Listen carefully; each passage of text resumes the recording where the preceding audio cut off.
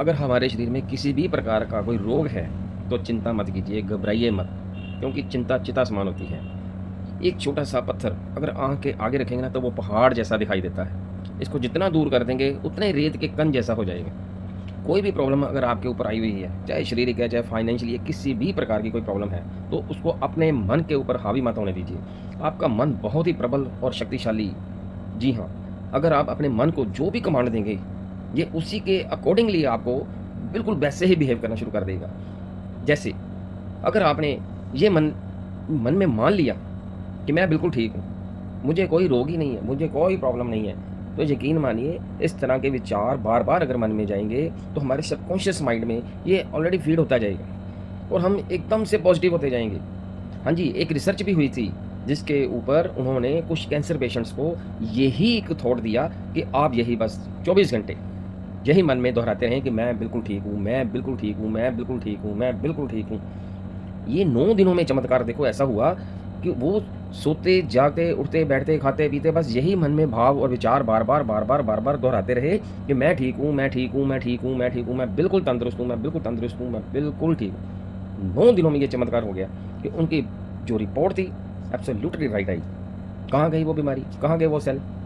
आपके ब्रेन में परमात्मा ने ऐसी शक्ति दी हुई है, आप जैसा इसको दिखाते हो ना, ये वैसा ही मान जाता है। तो अपने आप को हमेशा पॉजिटिव रखिए, हमेशा पॉजिटिव विचारों से भरते रहिए। अच्छा खान-पान रखें, लाइफ़स्टाइल अच्छा कर दें, अपने आप को नेचर के साथ कनेक्ट कर दीजिए।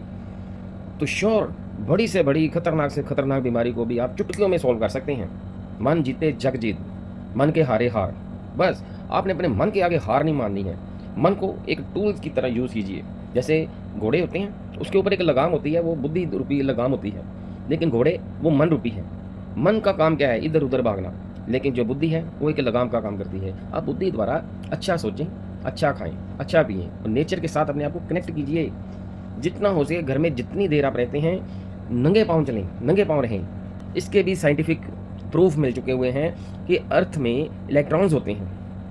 ये जो इलेक्ट्रॉन्स हैं, जब हम नंगे पाँव चलते हैं ना, तो हमारी बॉडी में अपने आप चार्ज होने शुरू हो जाते हैं। ये जो इलेक्ट्रॉन्स हैं, ये हमारी बॉडी को ये स्ट्रॉन्ग करते हैं, इम्यूनिटी को, इम्यून सिस्टम को बूस्ट अप करते हैं। हमारे अंदर एक रेजिस्टेंस पावर को बढ़ाते हैं। इसलिए नंगे पाँव चलने का ये रिवाज हमारे पुरातन युग से चला आ रहा है। जितने भी साधु संत थे, ऋषि मुनि थे, वो नंगे पाँव होते थे, तो अर्थ के साथ कनेक्ट थे। हम अब नेचर से दूर होते जा रहे हैं, यही सबसे बड़ी बीमारियों का कारण है। सनसेट के बाद कुछ नहीं खाना। आपके अंदर जितने भी रोग इस वक्त इकट्ठे हो चुके होंगे ना, वो सारे सनसेट के बाद खाने से अननेसेसरी आपके अंदर इकट्ठे हो रहे हैं। क्योंकि ये भी एक प्रूफ हो चुका है कि हम सनसेट के बाद ना हमारी पैंक्रियाज और बहुत सारे ऑर्गन्स हैं जो काम करना बंद कर देते हैं। जो ऑलरेडी पहला होता है हमारे अंदर खाया पिया होता है, डाइजेस्ट करने में सारी इन्वॉल्वमेंट होनी शुरू हो जाती है, हर अंग सक्रिय होता है। लेकिन आप सनसेट के बाद जितना आप अंदर डालते जाएंगे, वो एक स्टोर होता जाता है, वो जिसे बोलते हैं कि एक्सेस। तो वो हमें ज़रूरत नहीं भी है, तो भी अंदर पड़ा हुआ है। अच्छा, जितने भी ये कैंसर सेल्स हैं, टीबी के सेल्स हैं, या और भी कई एलिमेंट्स हमारे अंदर, केमिकल्स जो इम्बैलेंस हो चुके हैं, यही तो हमें दुःख देते हैं, यही तो हमें तंग करते हैं। तो हमें चाहिए कि इन सबको बैलेंस करना है ना, तो सबसे पहले फास्टिंग। जी हाँ, एक तो हमने बोल दिया कि सनसेट के बाद कुछ नहीं खाना।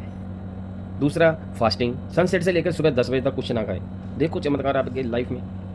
बहुत सारी प्रॉब्लम्स तो अपने आप ही बैलेंस होनी शुरू हो जाएँगी। लेकिन अभी फ़िलहाल अगर आप मान लो किसी क्रिटिकल प्रॉब्लम से जूझ रही हैं, तो डॉक्टर्स की जो सुपरविज़न है, मेडिकेशन चल रही है आपकी, वो ज़रूरी भी है। लेकिन अपने आप को कुदरत के साथ भी अटैच कीजिए, तो सनलाइट भी आप लीजिए सुबह की, अर्ली मॉर्निंग की। ये भी आपके लिए बहुत अच्छी होती है।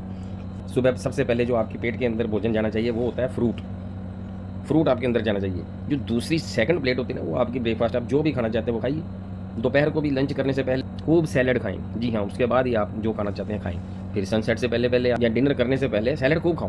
बस करके देखो, 21 दिनों में ही चमत्कार आपके जीवन में घटित होने शुरू हो जाएँगे। पहला सुख निरोगी काया। तो तंदुरुस्त शरीर में तंदुरुस्त आत्मा का निवास होता है। तो साउंड बॉडी, साउंड माइंड।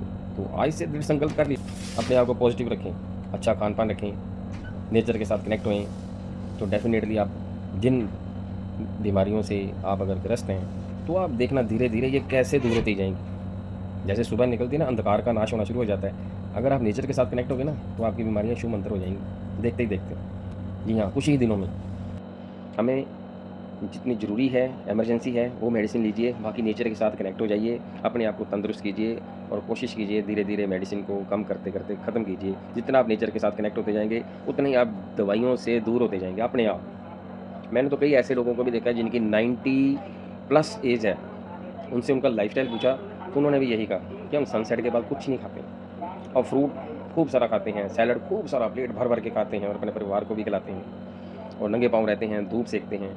ये उनसे मैंने सुना तो मुझे ये बात बिल्कुल समझ में आ गई कि वाकई हम अगर नेचर के साथ कनेक्ट हो जाए ना तो लॉन्ग लाइफ, हेल्दी और वेल्दी दोनों प्राप्त कर सकते हैं। तो प्लीज़ आप नेचर के साथ कनेक्ट होइए और अपने शरीर और मन को तंदुरुस्त कीजिए। धन्यवाद।